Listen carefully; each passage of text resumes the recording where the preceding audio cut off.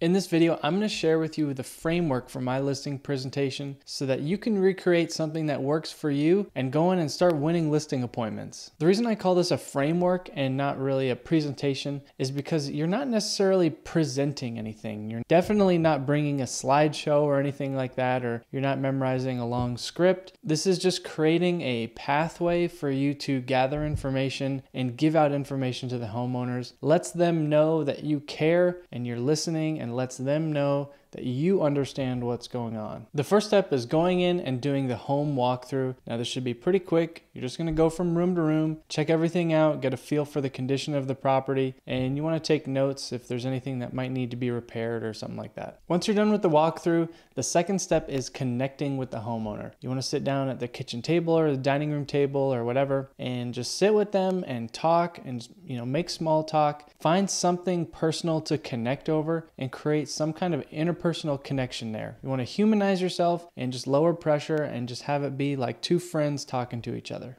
Once you've spent a few minutes communicating, step 3 is a little introduction where you're just going to kind of shed light on the entire thing and let the homeowner know exactly what is going to happen during that whole presentation. So that would sound something like this. Mr. Seller, I could talk your ear off all day, but I want to be respectful of your time. So I just wanted to cover 3 things today. First, I'm going to dive deep in. I'm going to ask you a ton of questions and we're going to get really personal, and I'm going to ask you a lot of questions about the house and your situation so I can fully understand what's going on.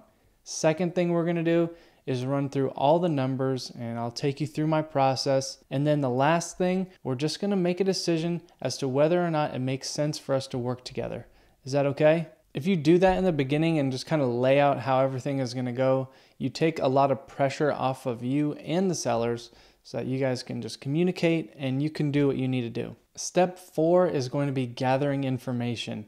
And this is really where you're going to show your expertise by the types of questions that you ask. And remember, each thing we ask here, there's a specific reason we're asking each question. So every answer to these questions gives us a specific data point that's going to drive something we do later on down the road. This is also where you assess if that person really does need or doesn't need to sell their house, and where you determine if there's actually a good fit for you to work together. If they really don't need to sell their house, that's fine too. You just need to find that out. You don't want to waste anyone's time. I'm about to throw out a bunch of questions at you. These are not all inclusive. You can ask more or less, but these questions will give you a good starting point and kind of lay the groundwork for what you need to find out. First thing, obviously, when you sell this home, where are you going to next? How soon do you want to be there? What has you thinking about moving there? Why do you want to go there in the first place? Something I like to ask really early on in the process is, what about this whole situation is stressful for you? Or what about the selling process is stressful for you? And I like to take a little bit of time and just kind of focus on what they're stressed about right away in the beginning and just kind of squash that, and so that they're not thinking about that for the rest of the presentation. How will your life be different when you get this home sold? And that right there, that's what you want to lock onto. That's their motivation. You want to focus on the why because you're the problem solver. That motivation is their problem, and you want to focus on fixing that problem. You also want to ask them, what will happen if this house doesn't sell? Do you owe anything on this home? Have you sold a house before? How did you select the previous agent? Did they do anything that you liked, or did they do anything you didn't like? You also want to ask questions like, are you familiar with the costs associated with selling your home? Are you familiar with the process of selling a home? Are you planning to interview other agents? What is your primary concern when you're looking at hiring an agent? If they tell you what they're looking for in an agent, make sure you go back a few times and address that concern fully.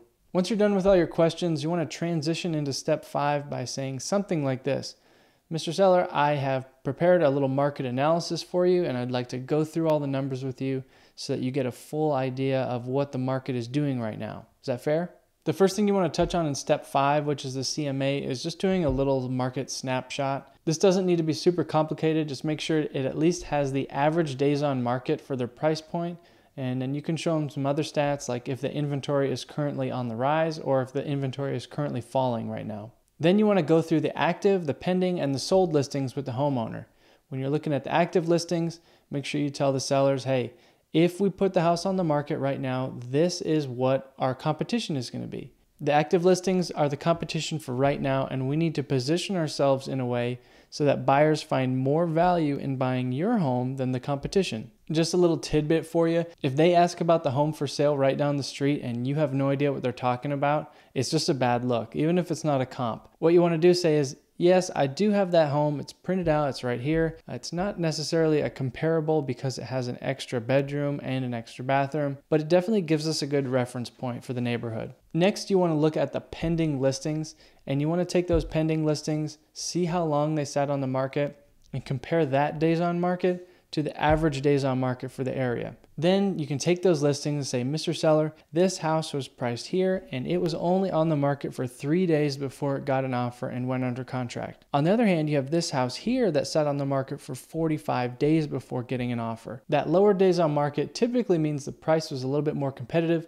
whereas the higher days on market means that the price was a little bit too high. At that point, you could show them a diagram about how listing price affects the amount of views that a house gets. If a house is listed too high, often buyers won't even click on it or give it a chance at all. They'll just scroll right past it. Next, you want to go through the sold listings, and that's the actual data that the appraiser is going to be looking at. So when you're looking at the solds, make sure there's sufficient data to support the price that you want to list at. After I've gone through the full CMA, I'll transition into step 6, which is setting the home price, by saying something like this.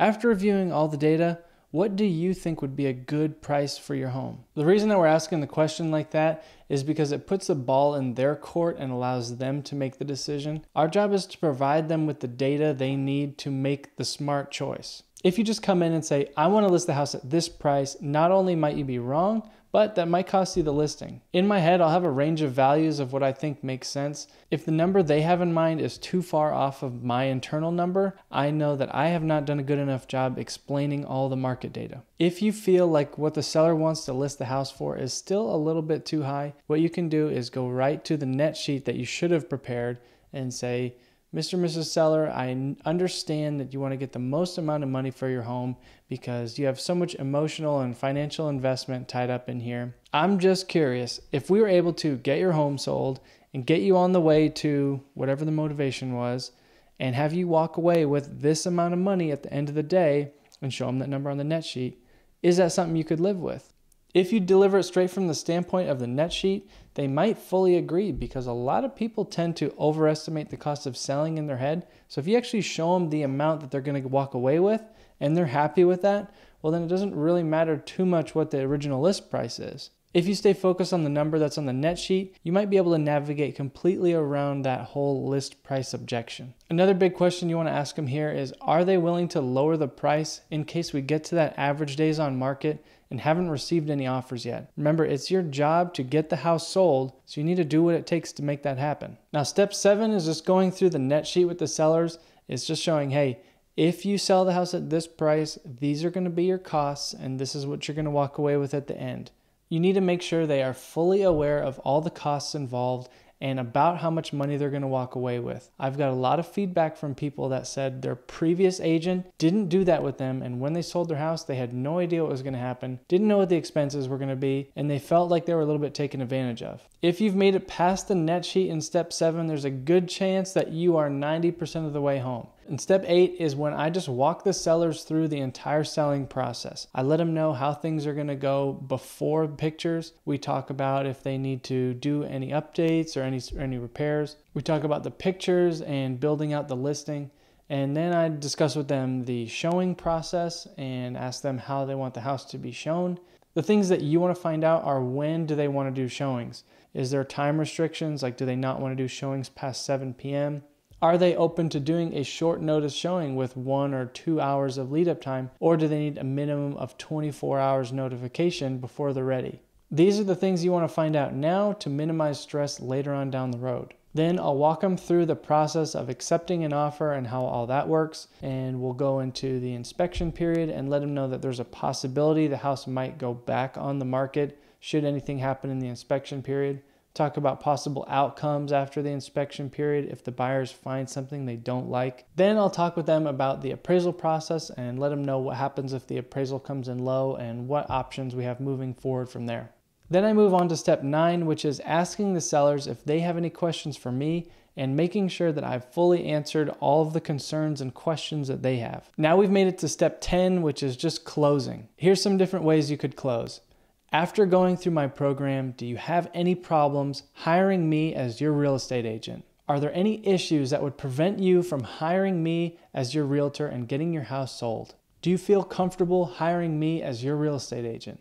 Are you against moving forward with me as your agent so that we can start the process of getting your home sold and getting you to wherever you want to go? Are you ready to get started with me and be one step closer to being near X?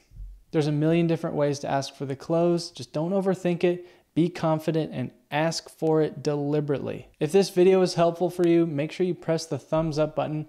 And if you're getting ready for that listing appointment and you want to know how to do the CMA, make sure you click on that video and I'll show you how I do it.